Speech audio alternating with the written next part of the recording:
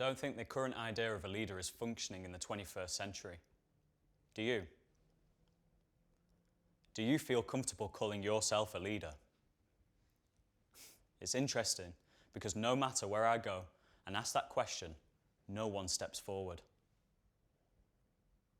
That is because in society, we have defined leadership as something we'll never attain. We'll never hold that title.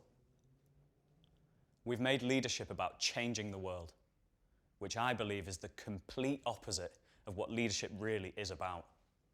We need to think differently about leadership because if we don't, the world will continue to serve the elite, schools will continue to stifle innovation and creativity, politics will remain inaccessible, arts and culture will remain undemocratic, technological developments will remain driven by profit, and we will not unlock our true potential. The title leader has been given a certain expectation. Even the dictionary defines a leader as a person that commands a group, organisation, or country. I mean, come on. How does it make you feel when you're not given a say? Do you regard the people who command you as good leaders? I assume you'd choose a number of other words to describe them instead. I've seen the way that some people limit themselves. They can't think outside the box and don't have the capacity to think creatively. Untapped potential is unlocked ability, hidden wisdom, and unsung possibility. Our friends, family, colleagues, and the world deserve to hear your voice. We've made such a big deal of extraordinary leadership that we'll never be able to amount to such high expectations. We've spent too much time admiring the amazing work people do, like celebrities and other public figures, that we don't spend enough time celebrating what each and every one of us can achieve. Everyone has the ability to be extraordinary, especially young people, because we do not know what isn't possible. We are idealistic. We don't have a perception of what can't be done, and we haven't become jaded with life's challenges. In today's society, young people feel disempowered. Why? Because adults make decisions about all aspects of our lives, and we aren't given the chance to say how we feel and influence decisions, even at pivotal points. Did you know that when it comes to choosing what subjects to take at school, many students are unable to choose the subjects they want, such as music, and are being driven down a path that will affect them for the rest of their lives?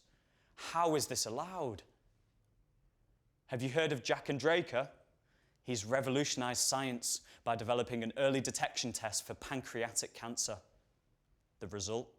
A test that costs 3 cents, is 168 times faster, and is over 400 times more sensitive than our current standard for pancreatic cancer detection. All before his 16th birthday. And how about Brittany McMillan? She was active on Tumblr when she found posts about a series of LGBTQ teen suicides. This inspired her to take action by asking people to wear purple, the colour of spirit, and to come together to stand up to bullying and support LGBTQ youth through an annual event called Spirit Day. And you know, since then she's influenced corporates, media organisations, celebrities, sports teams and non-profits all around the world. All of this before her 20th birthday. To me, it's these people that stand out as extraordinary leaders. They simply identified problems worth solving, found the resources needed to develop solutions, and it was their teenage optimism that created opportunities for themselves to make an impact.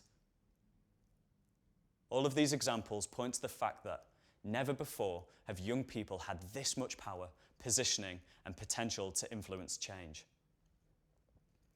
How different could the world be if we redefined what we thought leadership was all about? Not all of us will change the world. And to be honest, I don't think the majority of us even want that responsibility. But we all possess the power to, 1, harness our fully connected world, 2, be driven by our values and what we stand for, and 3, collaborate with anybody, anywhere, at any time. We live in a world where information used to be powered through classrooms and training, but now that same level of knowledge has become instantly available to anyone with an interest in any given subject. Young people especially have never known a world without this on-demand access, and as a result have always been able to recognise, filter through and realise anything that we're really passionate about. This demonstrates to us the beautiful result of our hyper-connected world, which allows us to achieve things that we thought were previously unimaginable. So the next time you think about leadership, forget about all of those people who commanded you to follow their direction instead of your own, and embrace your potential to lead through your values, inspire others, and collaborate. If we manage to do this, we will innovate and create a world that is more compassionate, is more authentic, and is more responsive to the needs of the next generation. We have a choice, but are we ready to make it?